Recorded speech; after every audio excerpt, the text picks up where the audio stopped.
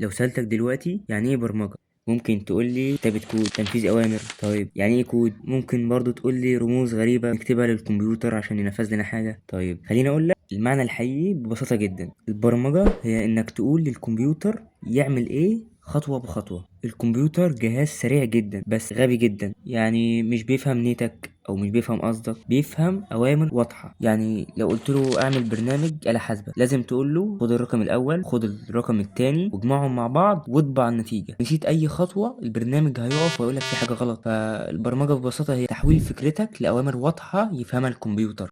طيب الكمبيوتر بيفهم الكلام ده ازاي؟ عن طريق Integrated Development Environment، اللي هو باختصار كده ال IDE. احنا بنستخدم لغة برمجة زي الجافا سكريبت، بايثون، سي بلس بلس. لو سمعت عن اي لغة برمجة اكيد سمعت عن مثلا لغة بايثون. كلهم في الاخر بيعملوا نفس الفكرة، بيترجموا اوامرك للكمبيوتر بلغة يفهمها. يعني الكود اللي انت بتكتبه بيترجم في الاخر لصفر وواحد، صفر وواحد، بس احنا بنكتب بلغة مفهومة لينا والكمبيوتر بيحولها لغة مفهومة ليه. طيب ده بيتم ازاي؟ عن طريق الاي دي اي. ببساطة برنامج مخصص تكتب فيه الاكواد او الاوامر اللي انت عاوز الكمبيوتر ينفذها. طيب البرنامج اللي احنا هنستخدمه وهنطبق عليه هو فيجوال ستوديو كود. طيب بعد ما اتعلمت البرمجة اشتغل ايه او اتعلم ايه؟ البرمجة مش مجال واحد، دي عيلة كبيرة جدا. اشهر المجالات تطوير الويب، تطوير تطبيقات الموبايل، وتطوير الالعاب، الذكاء الاصطناعي، والامن السيبراني، وتحليل البيانات. مش مطلوب منك تختار اي حاجة دلوقتي غير لما تفهم. اكتر سؤال بيتسأل، هل لازم انجليزي؟ خلينا نكون واضح وصريح معاك، الانجليزي مهم في اي بيئة عمل، لكن مش شرط تبقى جامد فيه عشان تبدأ. انت محتاج تعرف تقرأ كلمات بسيطة، تفهم الرسائل اللي تظهر لك او الايرور، ومع الوقت الانجليزي هيتحسن لوحده وانت بتتعلم. اهم مشكلة بتقابل المبتدئين واكبر مشكلة ان الناس بتتفرج على فيديوهات كتير وتقول انا فاهم. الفهم من غير تطبيق وهم. البرمجة مهارة عملية زي السواقة، مش هتتعلم من الفرجة بس، لازم تسوق وتمرن على السواقة بنفسك. طيب في حاجة تانية عقبة مثلا قدامك، يعني ممكن تقول مثلا ما عنديش لاب او ما عنديش كمبيوتر. دي مش حجة، انا عامل ويب سايت تقدر من عليه تسمع الشرح وتطبق من عليه نفس الجهاز اللي انت فاتح بيه، سواء موبايل، لابتوب، كمبيوتر او ايباد. بس احنا هنشتغل على فيجوال ستوديو كود.